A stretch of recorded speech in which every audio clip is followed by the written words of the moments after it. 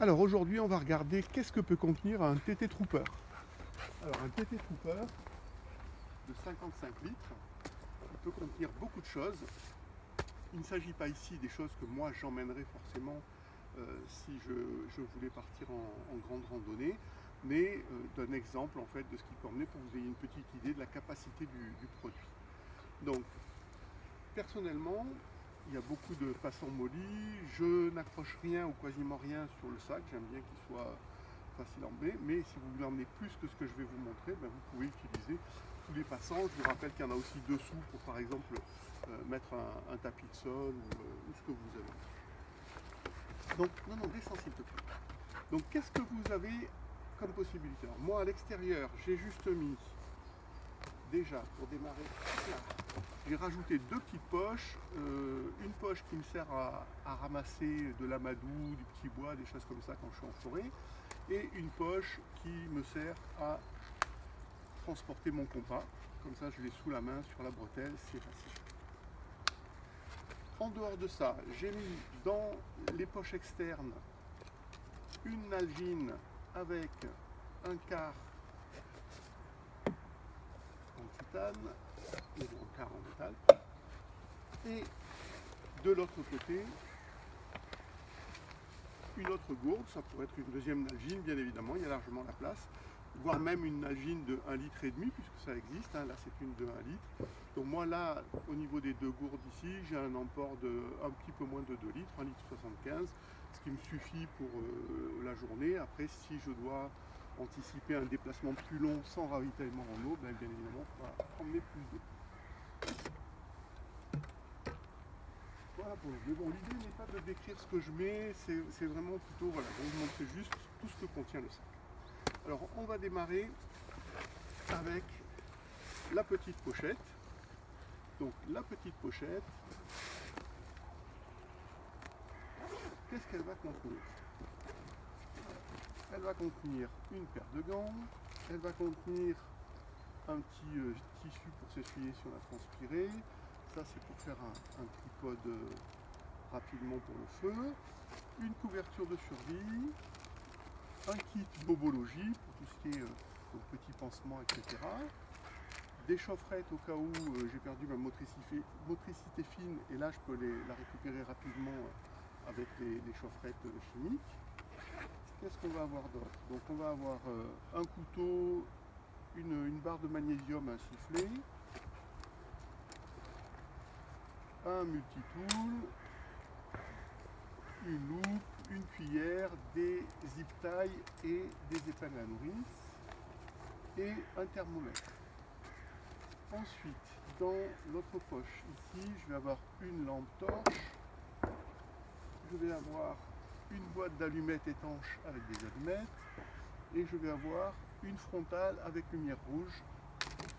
Et ici sur le côté, un stylo, je ne vais pas le décrocher, d'autres épingles à nourrice et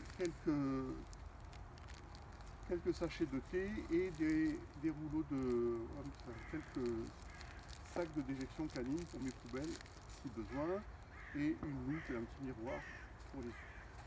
Voilà pour ce sac. Ensuite, le sac moyen. Alors lui, il va contenir dans la poche ici une carte du lieu où je me trouve, un couvercle qui sert pour le quart. Après, une popote avec plein de choses dedans, deux platypus, un de 2 litres, un de 3 litres pour augmenter ma capacité à emporter de l'eau si j'en ai besoin, et aussi pour servir de bouillotte, une paire de lunettes parce que je suis myope et que si jamais je casse mes lunettes, je suis bien content d'avoir une paire de lunettes de secours, une scie à bois, un couteau, une paire de jumelles, non, descends Ira s'il te plaît, descends. Une paire de jumelles, une parpaille. Ensuite, un poncho qui peut aussi servir, c'est un 6 ou semi, ça sert aussi de tarpe, donc on peut aussi servir si besoin de protection. Une genouillère au cas où j'ai un problème de genou, un pantalon étanche puisque j'aurai le tarpe pour protéger en haut mais le pantalon pour protéger en bas, un panneau solaire pour recharger, non, descends s'il te plaît, pour recharger les batteries du téléphone ou, qu'est-ce que j'ai dit, les batteries du téléphone ou les batteries des lampes, et un sac qui contient les cordes. Voilà pour le sac de devant. Ah, j'avais oublié, dessous on a aussi le petit sac, bon ça c'est natif, qui contient la housse de pluie du sac à dos, ça c'est livré avec, et moi j'ai rajouté simplement un tissu qui nous sert pour m'asseoir par terre. Alors maintenant, le grand compartiment. Alors pour info, malgré que je l'ai bien bourré, les zips, aucun souci, hein, on voit que c'est du YKK, c'est du solide, il n'y a aucun problème. Elle peut forcer, même si alors, dans le grand compartiment, donc pour donner une idée, voilà le grand compartiment. Voilà. À l'extérieur, je vais avoir des tenpegs, c'est des sardines pour les bâches. Je vais avoir une grande bâche, donc je vais la déployer comme ça, je vais vous donner une idée de la taille de la bâche.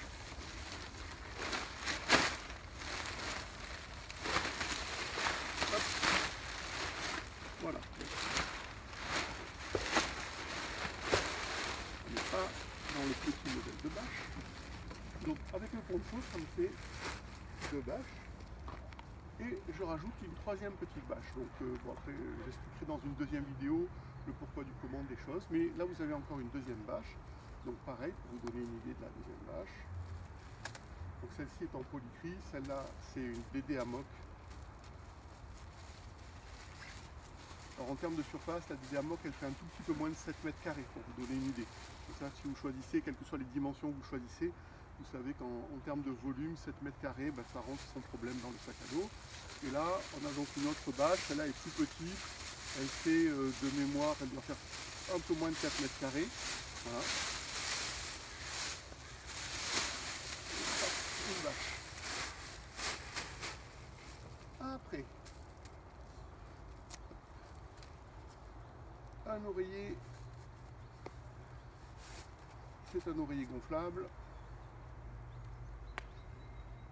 Juste pareil, c'est pour vous donner le volume.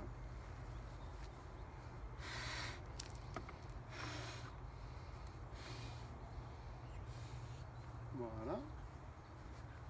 Un oreiller gonflable. Pousse-toi s'il te plaît, non,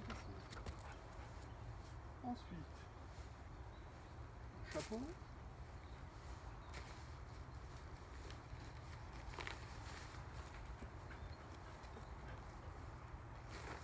Un sac de vêtements.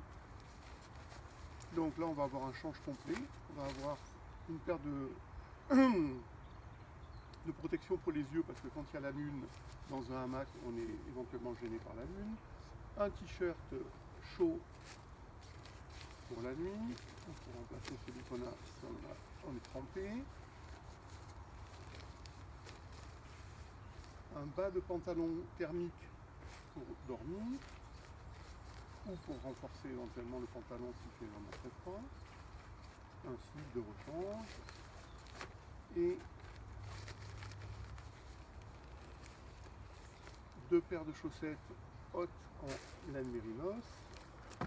Non, on part pas, tu descends. Une cagoule pour la nuit et une paire de gants en soie pour la nuit aussi. Voilà. Alors moi, comme vous le constatez, je mets tout dans des sacs étanches, comme ça je suis tranquille. Et en plus, ça me permet de bien séparer mes différentes affaires. Après, je vais avoir de la nourriture. Je vais la mettre à côté. Donc, au niveau de la nourriture, qu'est-ce que j'ai? J'ai un saucisson. Non, c'est pas pour toi. Descends.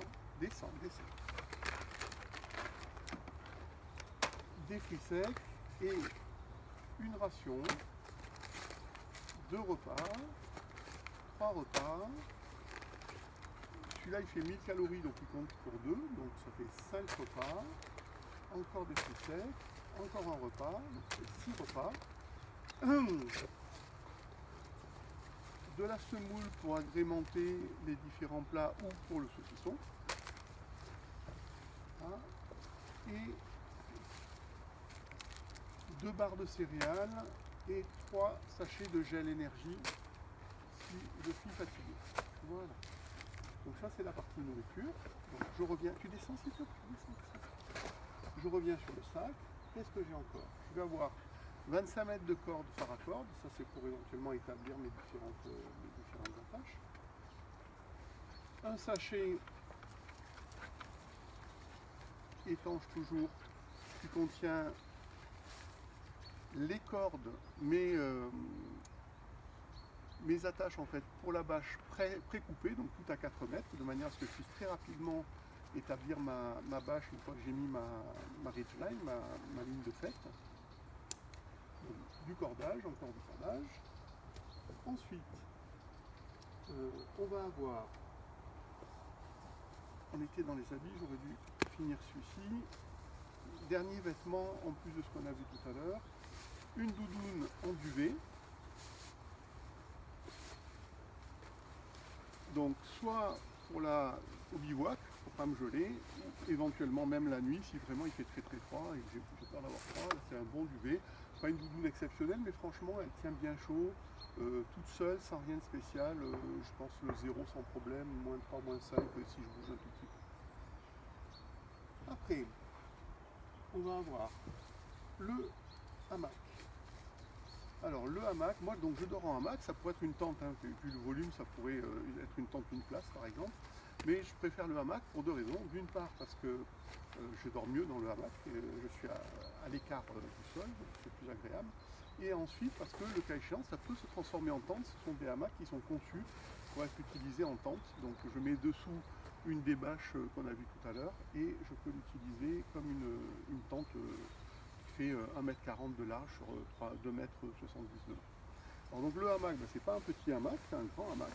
J'ai choisi le confort pour bien dormir et puis pour faire du volume aussi dans ce sac. Et donc il a une particularité, c'est qu'il a une moustiquaire et qu'il a surtout une double couche, donc qui permet d'insérer entre les 2 couches du hamac un tapis. On va voir le tapis avant de l'eau. Donc voilà le hamac. Le hamac il a son propre cordage bien évidemment pour l'attacher. Mais avant de voir le tapis, le duvet. Donc un duvet, donc ici l'exemple que j'ai pris c'est donc duvet. C'est un duvet de chez DD Hamac aussi, c'est le Jura 2, mais bon ça pourrait être n'importe quel duvet bien évidemment. Encore.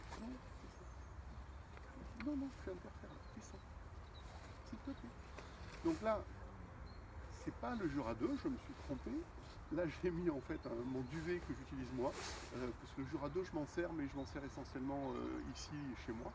Et sinon, quand je pars plutôt avec ce duvet là, sauf s'il est prévu de pleuvoir beaucoup, auquel cas je prends le Jura 2 parce qu'il est en synthétique.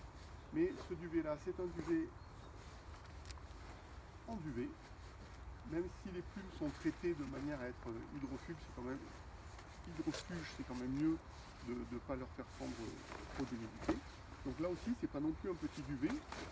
L'intérêt, c'est que dans le hamac, en fait, je l'utilise comme ce qu'on appelle un kilt, c'est-à-dire comme une couverture, et que je peux le doubler, ce qui fait qu'il me permet, alors lui, avec celui-ci, je peux faire sans aucun problème, du moins 10, moins 15, vraiment tranquille.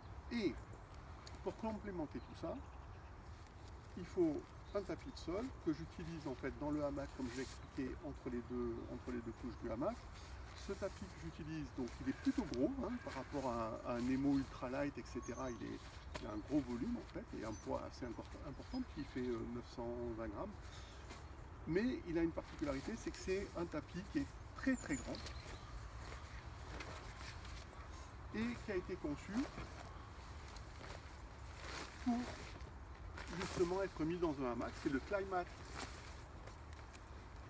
V5 Insulated, donc protégé, qui augmente qui a une température de confort de ce qu'on appelle une air value de 4,4, donc il est vraiment chaud, c'est assez impressionnant. C'est pas aussi bien que le dernier Thermarest qui est annoncé à 7,5 je crois, ou 7,3. Mais lui il est conçu pour être mis dans un hamac. Alors si ça vous intéresse pas les hamacs, vous pouvez arrêter la vidéo là. Vous avez une bonne idée, je pense, de tout ce que peut emmener le sac. Donc là maintenant il est vide. Donc ça vous donne une bonne idée de tout ce qu'il peut emmener. Et pour ceux qui sont intéressés, je vais juste gonfler rapidement le tapis pour vous donner une idée de la taille du truc.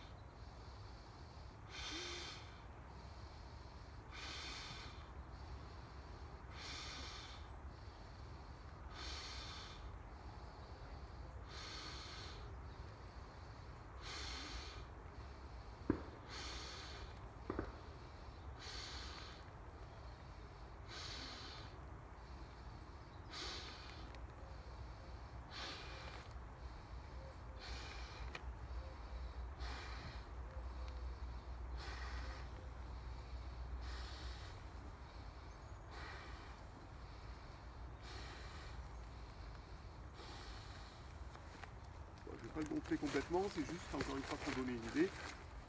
Donc vous voyez un grand tapis, qui pourrait être un tapis limite 2 personnes, qui a des ailes en fait, et quand on est dans le hamac, on est protégé par ces ailes, de manière à ne pas avoir de points froids sur les côtés, au niveau des jambes, des genoux, et au niveau des bras, ce qui fait que quand on se tourne dans le hamac, on n'a pas de souci, on est toujours bien protégé. Voilà, donc pour donner une idée, moi je fais 1,80 m. Vous voyez la bestiole, un tapis un peu court, mais qui prend de la place. Donc c'est vrai que si on voulait emmener plus de choses ou des choses différentes, il faudrait éventuellement réduire le tapis. Voilà, c'est fini pour aujourd'hui. Une bonne journée. Et pour ceux que ça intéresse, donc derrière, je vais faire une vidéo qui détaille ce que moi j'emmènerai, ce que moi j'emmène plus exactement quand je pars en bushcraft.